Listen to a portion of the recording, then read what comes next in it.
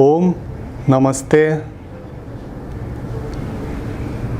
Ом Шри Ганешая Намаха. Ом Шри Сарасвати Намаха. Ом Шри Гурубьё Намаха. Гурур Брахма, Гурур Вишну, Гурур Дева Махешвара, Гурур Сакшат Парабрахма, Тасмай Шри Гураве Намаха.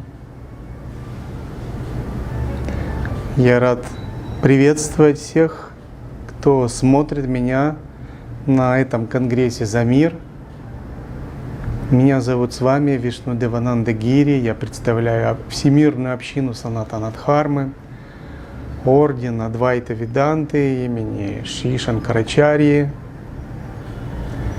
Также мои ученики активно развивают движение йоги за мир вместе с представителями других общин и других духовных традиций. И в связи с этим я сразу хотел бы начать, что цель моего выступления — призвать вас всех активно участвовать в гармонизации ситуации в мире. Призвать вас участвовать через духовную практику садханы, через принятие обетов ахимсы, изучить, понять эффективность, силу мысли, поверить в силу мысли, в то, что мыслью можно изменить мир.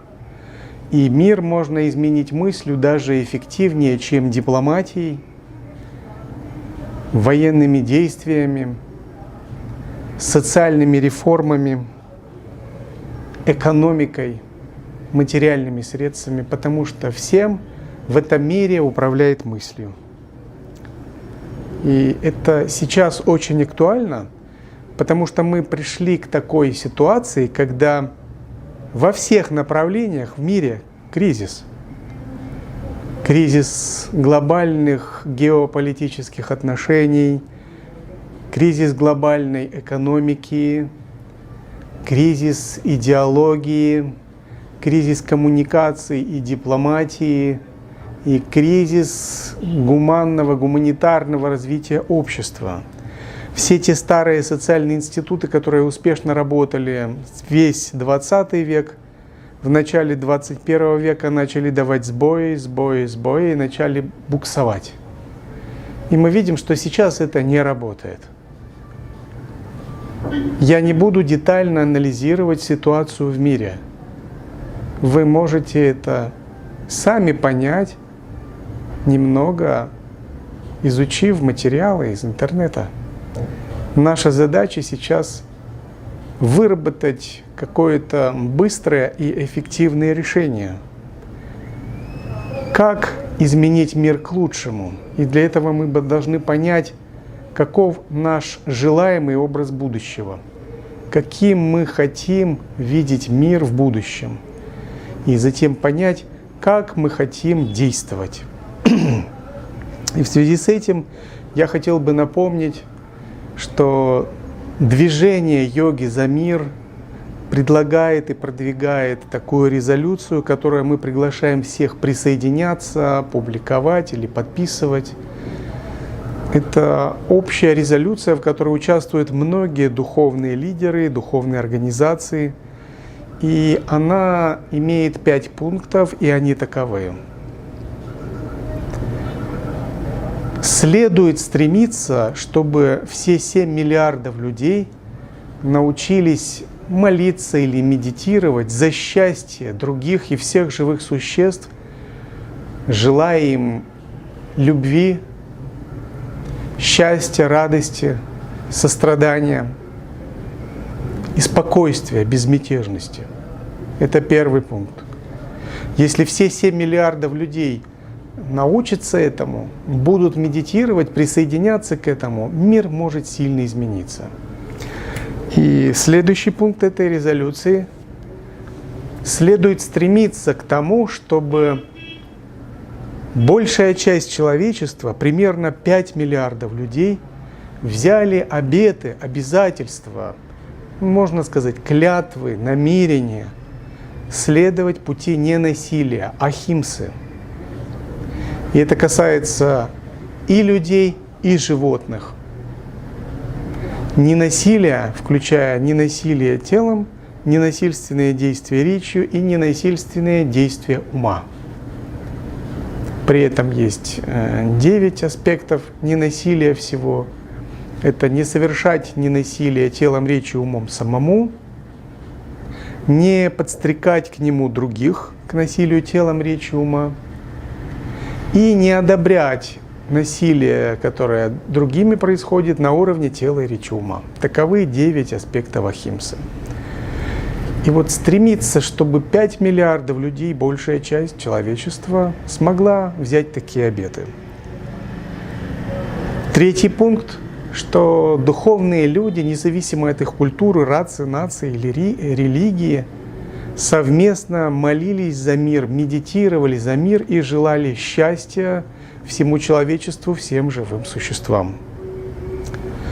Пятый пункт, чтобы духовные лидеры, духовные организации, духовные общины, духовные школы, духовные направления активно обучали своих последователей не только медитативным практикам, техникам йоги, молитвенным практикам, а обучали также их молиться, медитировать за мир, за любовь ко всем живым существам, независимо только от своей религии, а за все религии, за все человечество и за всех людей. И чтобы их последователи умели это делать и активно принимали в этом участие. Чтобы благопожелание всех людей друг другу, счастья, любви, мира, сострадания и спокойствия, это стало принципом обучения, принципом практики. Только тогда мы сможем спасти мир, который вошел в кризис. И пятый пункт – эффективное влияние на мир, как через духовных лидеров, пастырей, глав, руководителей общин, выдающихся мировых религиозных лидеров, так и через среднее звено духовных людей и духовных лидеров, так и через низовое звено, через горизонтальные связи от сердца к сердцу, когда простые люди тоже могут силой молитвы, силой практики, силой мысли влиять на этот мир эффективно, меняя его в лучшую сторону. То, что еще называют в политике народная дипломатия. А в религии, в дхарме мы бы это назвали благое, международное управление реальностью силой мысли. Таковы пункты этой резолюции. Я хотел бы еще раз напомнить о них. И чтобы все желающие присоединились хотя бы сердцем мысленно к этой резолюции, чтобы она размножалась, и чтобы множество людей о ней знало, и чтобы она оказывала влияние на множество людей, и чтобы производила эффективные, благоприятные изменения. Также я хотел бы зачитать письмо, обращение рабочей координационной группы по созданию Всемирного конгресса объединенных религий и Международного совета религиозных лидеров за мир.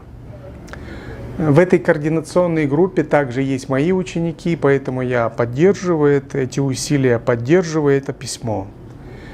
Что оно говорит?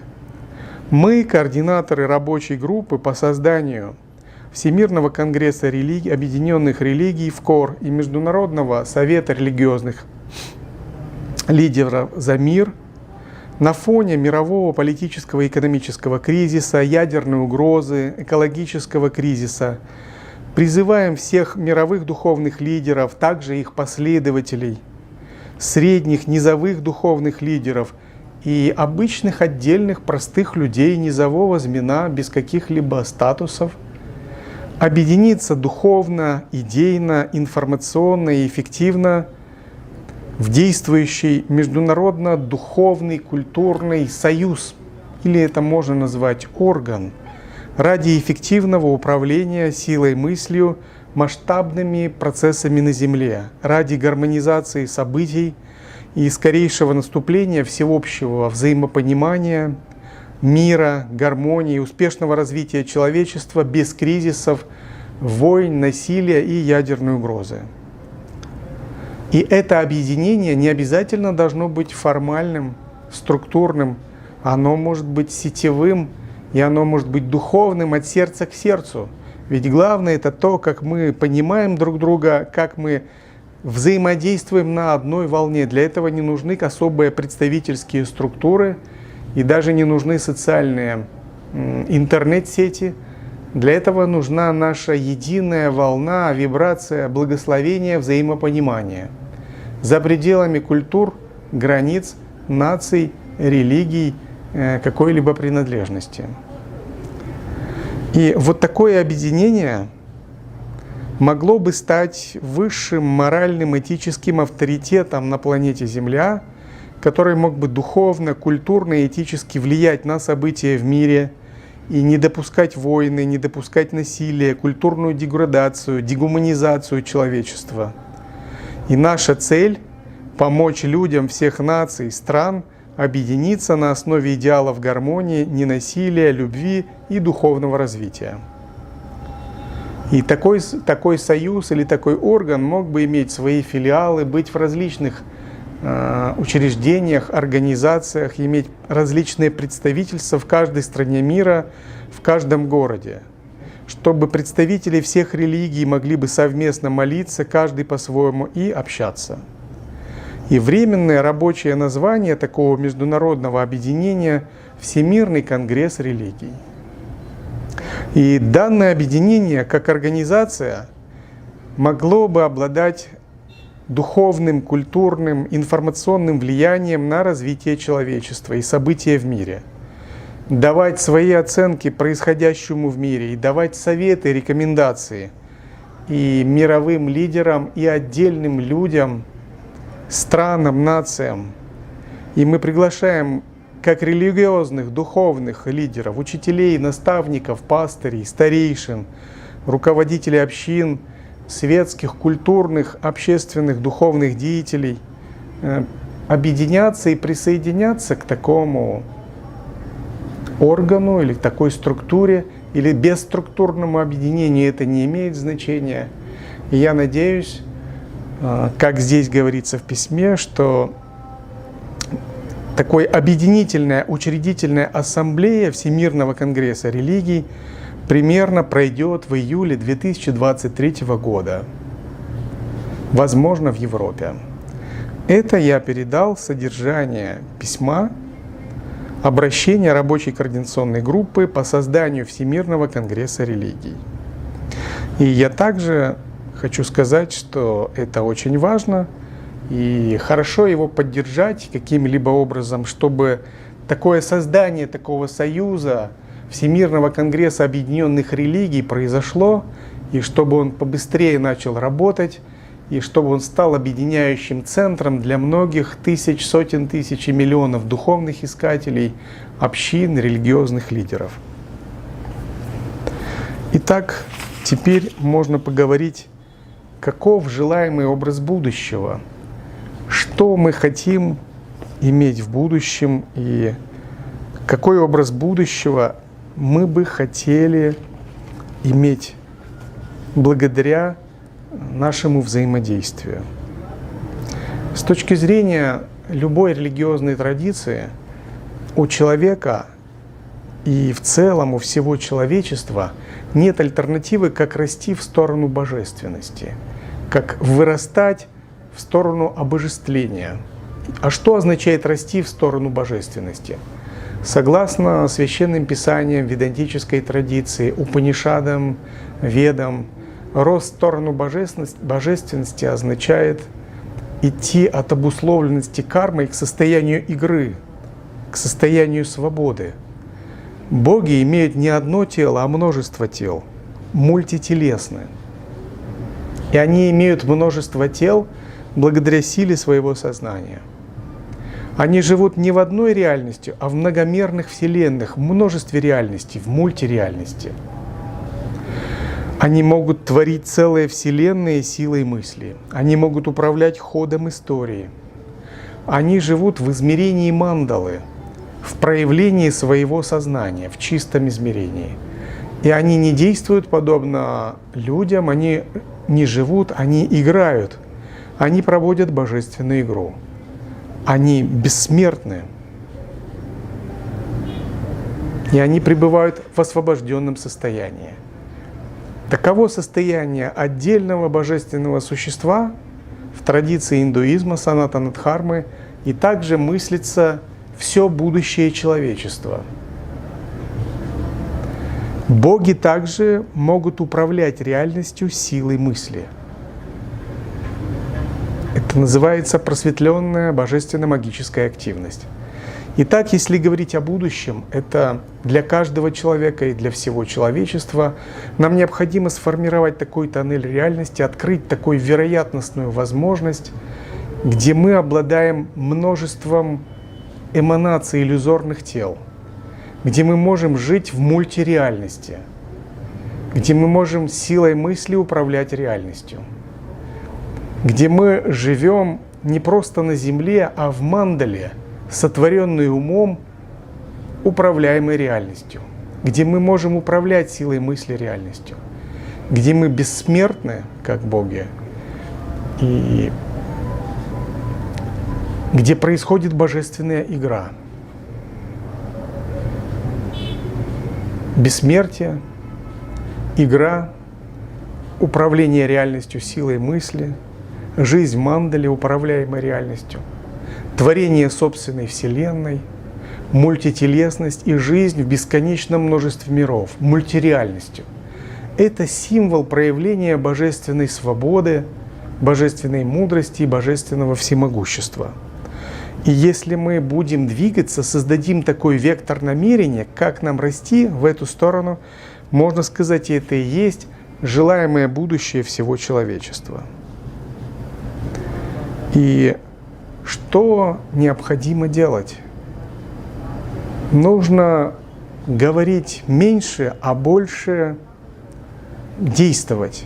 Но действия на физическом плане, как, например, создание организаций, написание петиций, проведение конгрессов, форумов, фестивалей, этого недостаточно. И когда я говорю о действии, я подразумеваю действие иного плана.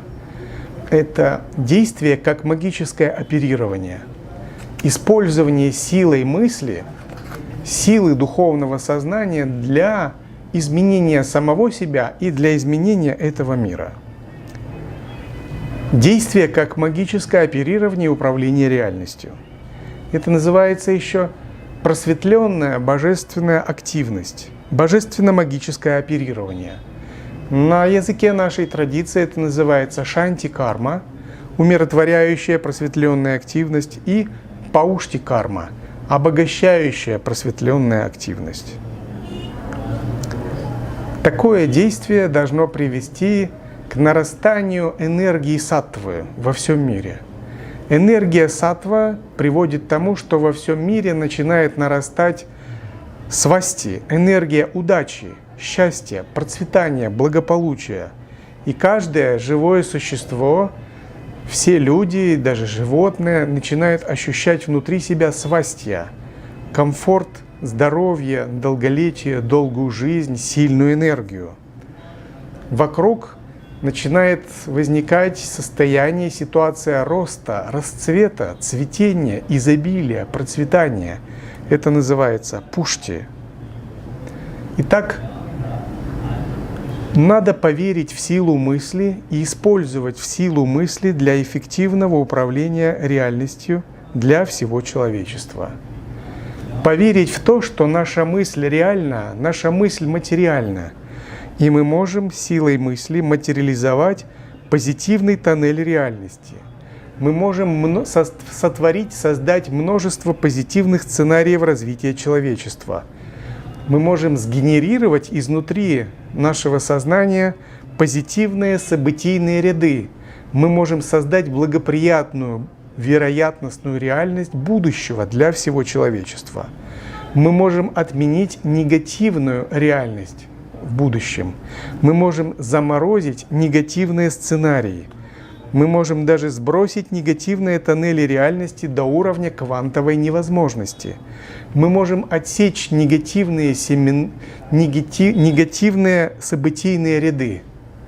Если сила нашей мысли будет достаточно когерентна, целеустремленно, направлена и концентрирована.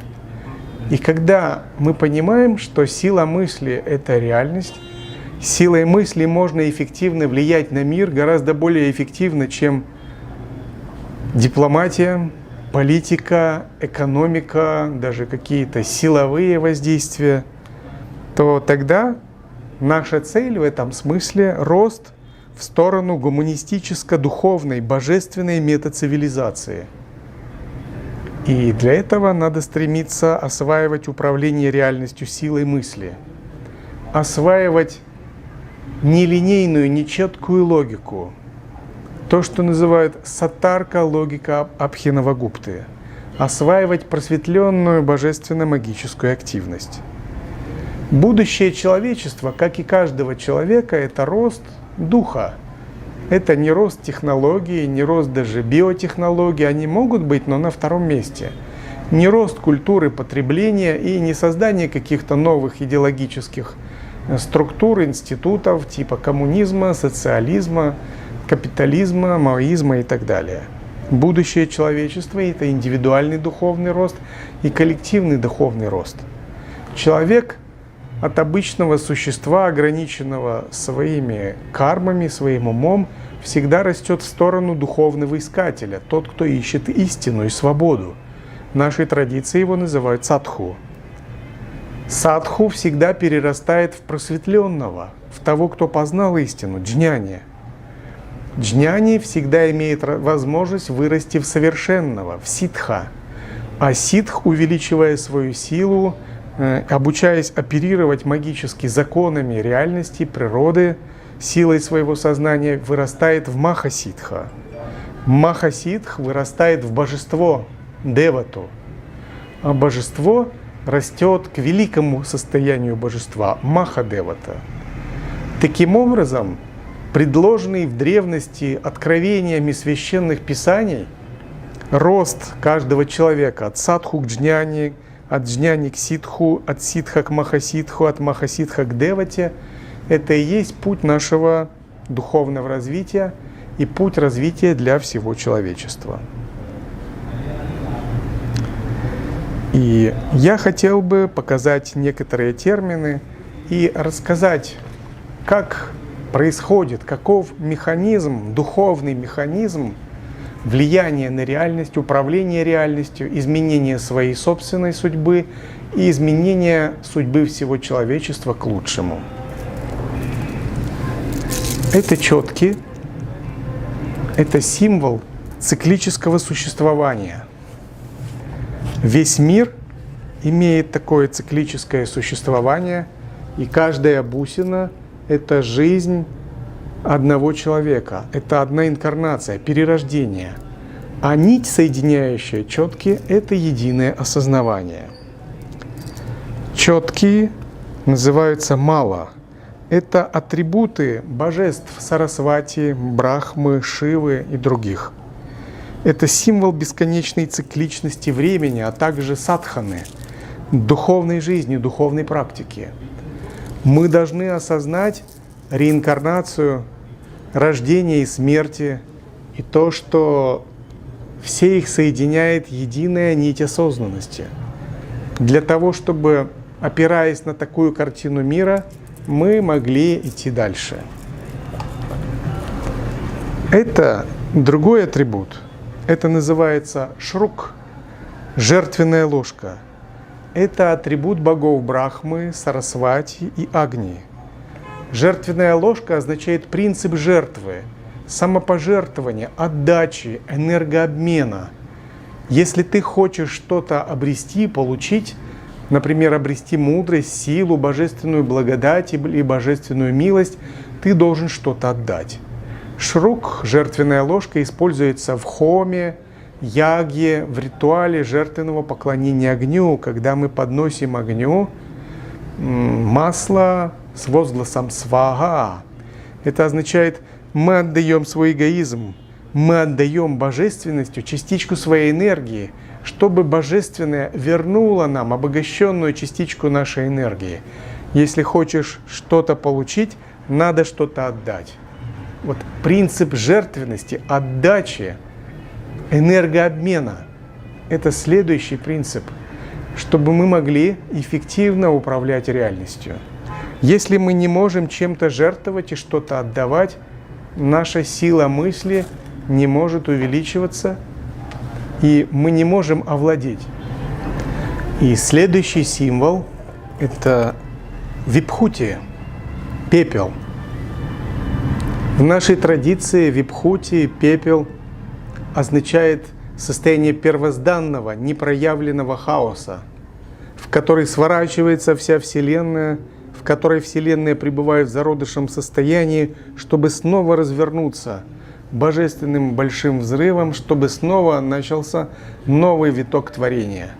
Это также символ природы ума, символ изначального чистого ясного света, и мы в нашей традиции наносим таким движением трипундру, что означает, из состояния чистоты и ясного света пробуждаются божественные силы, божественная мудрость, джняна-шакти, божественная воля, ичха-шакти, и божественная способность действовать, крия-шакти.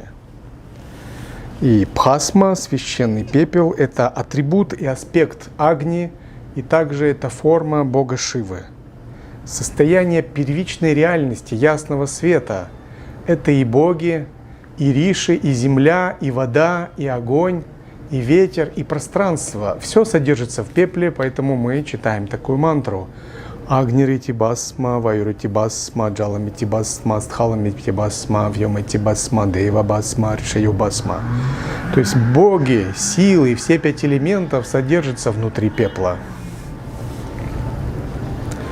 И когда мы понимаем, что нам необходимо открыть то, что символизирует этот пепел, состояние ясного света, нам необходима духовная практика. И нам необходимо стремление к духовной практике.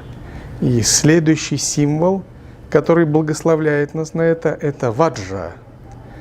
Ваджра – это символ оружия Индры. Это символ молнии, бесстрашия, неуязвимости, силы, непобедимости, неустрашимости. Это оружие для борьбы с невидением. Оружие бога Индры – это также бриллиантовый скипетр Шивы. Ваджра олицетворяет неуклонную решимость, неуклонную волю, которая стремится познать недвойственную реальность, которая стремится познать пустоту собственного «я», для того, чтобы затем силой этой недвойственной реальности и пустоты можно было рассекать все неведение, всю карму, которая мешает на духовному пути. И следующий символ – кханта, колокольчик. Кханта, колокольчик – это атрибут Шивы, богини Кали и богини Дурги. В случае Дурги это также еще оружие. Это символ первоначальной вибрации мироздания, символ изначального звука, источник всего творения. Когда мы познали сущность пепла Бхасмы и сущность Ваджры, мы открыли новую реальность, мы открыли чистый свет своего сознания. И теперь наступает черед творческой активности, проявления творческой энергии, творческих сил, творящей вибрации. Кханта, колокольчик, олицетворяет эту творящую вибрацию. Силой мысли или силой намерения считается в шиваизме, если мы можем сконцентрировать свое внимание на чем-либо, то из пустоты, из этого пустотного, недвойственного, квантовероятностного сознания мы можем проявить любую мысль, любое намерение и материализовать их. Именно поэтому в шиваизме уделяется огромное внимание силе мысли, силе воли, которая может концентрировать и материализовывать мысль. И следующий атрибут – это копье, шула. Это атрибут бога Сканды, атрибут Вишвакармы, атрибут бога Агни. Вейль или шула, копье, это олицетворение шакти, духовной силы, энергии и власти. Тот, кто способен познать природу своего ума, недвойственную пустоту, ясный свет и извлечь из него проникающую мудрость, подобную молнии, как ваджра, и затем придать им вибрацию, способность генерировать смыслы, генерировать намерения, силой воли материализовывать события, он обязательно обретает силу. Сила, власть, шакти, энергия становится его атрибутом. Он может проявить ситхи, совершенство. Такого значения этого символа. И, наконец, когда мы владеем определенными силами, определенной энергией, чтобы материализовать наши намерения, мы получаем желаемый результат. Это следующий символ, он называется модака. Модака означает что-то сладкое, что-то вкусное, какое-то вкусное, сладкое, круглое пирожное. Также оно означает фрукты, которые любит Ганеша. Это атрибут бога Ганеши, особенно Бала Ганеши, Ганеши в облике ребенка. И модака олицетворяет награду, благословение, милость и получение желаемого результата и наслаждение. Оно олицетворяет нектар богов, что реальность изменилась, что пришла чистая священная божественная энергия, пришла благодать, счастье, радость, успех, процветание, гармония, силы, мудрость, все пришло. И реальность стала божественным нектаром. Реальность стала тем, чем можно наслаждаться, что такое радующее, вкусное, приятное. Пришла награда за наши духовные труды. Таким образом, эти символы указывают нам, как мы можем двигаться по духовному пути. И чтобы подвести итог, я приведу такую формулу, которой можно руководствоваться для тех, кто стремится начать силой мысли работать над собой и силой мысли учиться управлять реальностью. Первый принцип означает «наблюдай». Второй принцип звучит «анализируй». Третий принцип – «обобщай», то есть набирай достаточно фактов для анализа и затем посмотри картину в целом. Четвертый – делай выводы. Из того, что ты обобщил, ты должен выжать некую квинтэссенцию для того, чтобы выработать картину мира. Пятый принцип – принимай решения. Мало обобщить, выжать квинтэссенцию и сделать какие-то выводы, все это еще пока бессильно. Но чтобы действовать, мы должны принять решение. Поэтому пятый принцип – принимай решения. Шестой принцип – добивайся их исполнения. Мало принять решение, если мы каждый день усердно не концентрируемся и не добиваемся того, чтобы принятые нами решения заработали, были исполнены, воплотились, материализовались, сбылись, исполнились. Поэтому шестой – добивайся их исполнения, будь целеустремлен, будь неуклонен в исполнении принятых ранее тобой решений.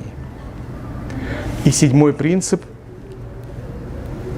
переходи на новый уровень, получай награду, получай плоды, наслаждайся обретенной реализацией, переходи на новый уровень жизни, на новый уровень восприятия себя и всего мира. Таковы эти универсальные принципы, на которые показывают эти символы.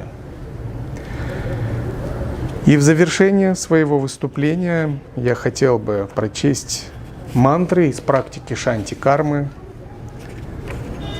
Полные практики шанти-кармы на этом форуме будут давать мои ученики. Я хотел бы спеть особую умиротворяющую мантру и дать ее перевод. Ом Сарвешам свастир бхавату, Сарвешам шантир бхавату, Сарвешам пурнам бхавату, Сарвешам мангалам бхавату. Ом Сарве Бхаванту Сукинаха Сарве Санту Нирамаяха Сарве Бадрани Пашьянту Ма Кашчид Духа Бхавет. Ом Шанти, Шанти, Шанти. Что означает эта мантра? Она переводится так. Ом, пусть благо будет у всех, пусть мир будет у всех, пусть удовлетворение будет у всех, пусть процветание будет у всех, пусть все будут счастливы, пусть все будут здоровы, пусть все будут уважать друг друга, пусть никто не будет страдать. Ом Шанти означает Ом, мир на физическом пространстве, на Земле, в физическом мире. Мир на тонком уровне и мир на божественно-причинном уровне. Пусть все три мира наполнятся благодатью, миром и спокойствием. И мои благопожелания, чтобы вы активно включились в преобразование этого мира силой мысли через молитвы, практики, принятие обетов, служение, медитацию. И пусть в вашем сердце будет мир, и пусть мир изменится к лучшему. Ом Намасте.